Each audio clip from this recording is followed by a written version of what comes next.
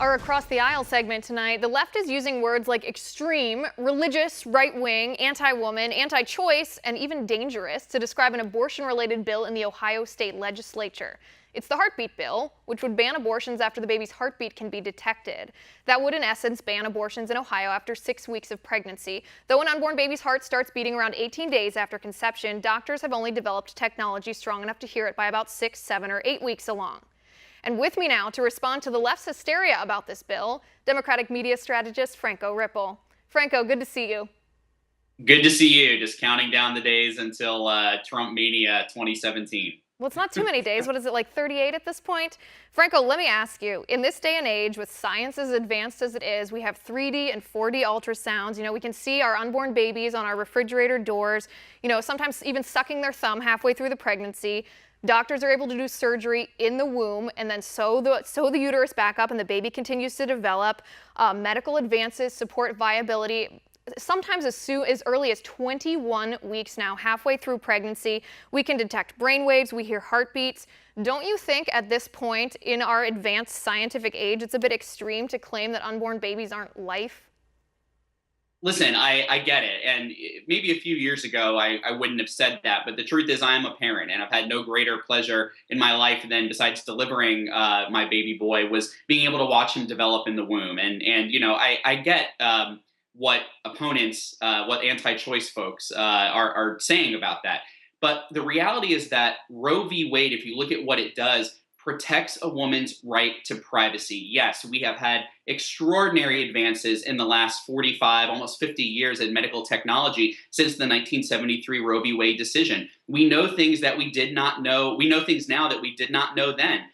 So yes, it's conceivable, no pun intended, to say that life is viable, prior to being born. Yes.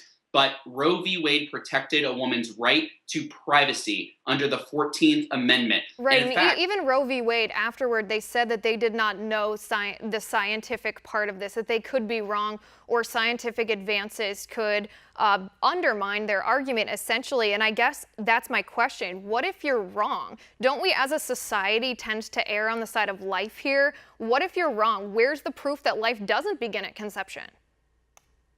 Well, I know, but it's all, what's the proof in essence that it does? I mean, again, you have a lot of different competing ideology, including theology here, and it's a little bit like climate change, right?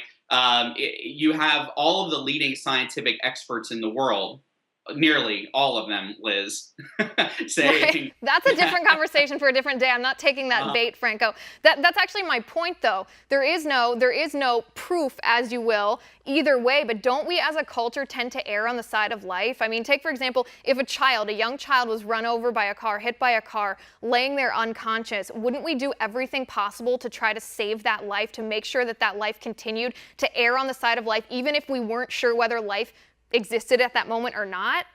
Yeah, look, people's medical directives, generally speaking, call for trying to preserve life whenever we can. Yes, I get it. And this is also a conversation for a different time. I'm not sure that we actually do call for the preservation of life all the time when you have, and I say this as a supporter of the ultimate punishment, the death penalty.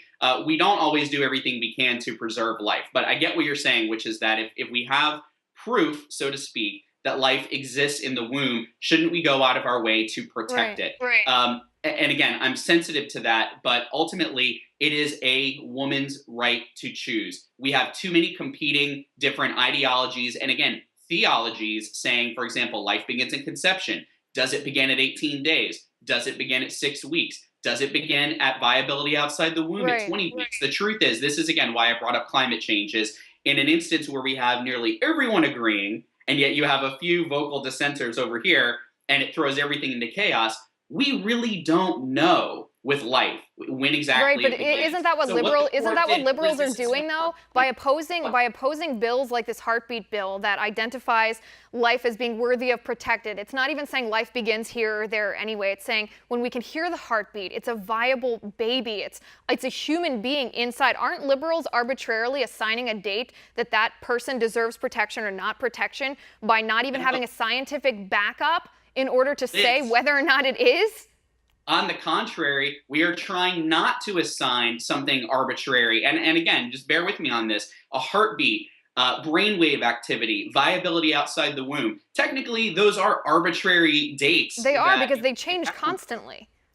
They do change constantly, and this is why progressives and liberals say we've got to protect a woman's right to decide what is in her best interest to do with this pregnancy. She's got to consult with herself, her partner, right. her I leader, understand and that. decide what to do. I understand that. I guess what I don't understand is liberals claim to be compassionate, to protect minorities, to want to stand up for the defenseless and the voiceless. Franco, the most vulnerable people among us in our society are the unborn. 50% of those are women. How can you sit there and say that we want to protect a woman's privacy, a woman's right to choose, a woman's right to independence, right to life, and that suddenly doesn't apply to the women that are being subjected to abortion, the women that are being aborted? Liz, that's the false flag argument, though, is that they're being subjected to it. I'm talking about the unborn women being subjected to it, the unborn women. Well, now, see, this is where, again, we don't have a definition of life in this world, in this country. We don't have a clear, universal definition, unlike, again, climate change, where we know exactly. We're not talking about climate change here. We're not talking about climate change. We're talking about life. And I'm saying, if you don't have proof, like, look into the camera and answer, do you have definitive proof about when life begins? Nobody does. Then how do you know that it's not life when you're aborting it? And if we don't know, how do you know it's not a human being, life, when you're aborting it? We don't know. And this is my answer, is that in the absence of that knowledge, in the absence of knowing when a life is true and viable and can exist and become a person on its own, that is why the Supreme Court, not you, not me, not any of our viewers, but the Supreme Court in 1973, by a 7-2 ruling, they did not rule on science. We're not talking about that. They already admitted that there's the scientific facts, the scientific consideration that they used in Roe v. Wade was perhaps not viable, to use a bad term here. I mean, if you look at the constitutional arguments, Franco, you can look at any legal analysis of Roe v. Wade. It's one of the worst, regardless of what side of the issue you're on abortion, it's one of the worst constitutionally written arguments that there is. I mean, point to me in the Constitution where a woman's right to abortion lies. There is none.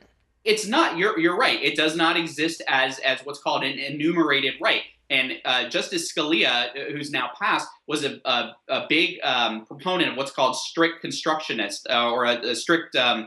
I'm not getting the term exactly right here, and if one of your viewers wants to correct me on Twitter, I'm sure he will. But he was what's called a strict constructionist, which is saying if it ain't in the Constitution, then it ain't a right that you're eligible to have. But the truth is that the Constitution is a living, breathing document. It changes as we know with amendments. Franco, that's not a fact. No, we know, Liz. We know it changes. Opinion. We have amendments to the Constitution, like the 14th Amendment, that protects a woman's right to privacy. Franco, I'm pivoting way off the topic here. Way off the topic. Yes, you are.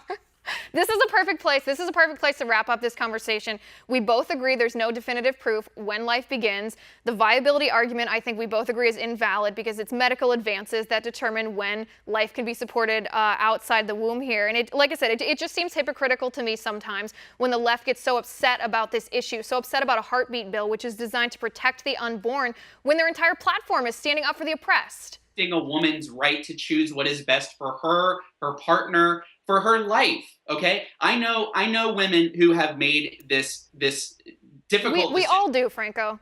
We all do. That's right. And so the court decides in 1973, right, by a 7-2 decision that this is legal. What happened then?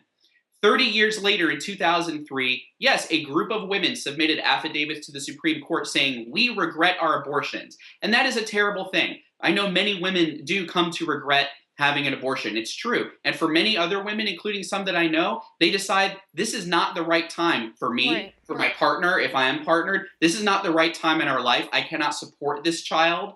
I cannot do it justice to bring life into this world and sustain it and give it the life. Right, I understand. I understand what you're saying, and I have all the compassion in the world for these women in crisis pregnancies. I've volunteered at crisis pregnancy centers. I try to do my part to be supportive to family and friends in these situations. But when you talk about women's rights, protecting a woman's rights to choose, I just think you're picking and choosing which women you're talking about. Franco, I really do have to cut us off right here. They're yelling at me in my ear, but I'll talk to you next week.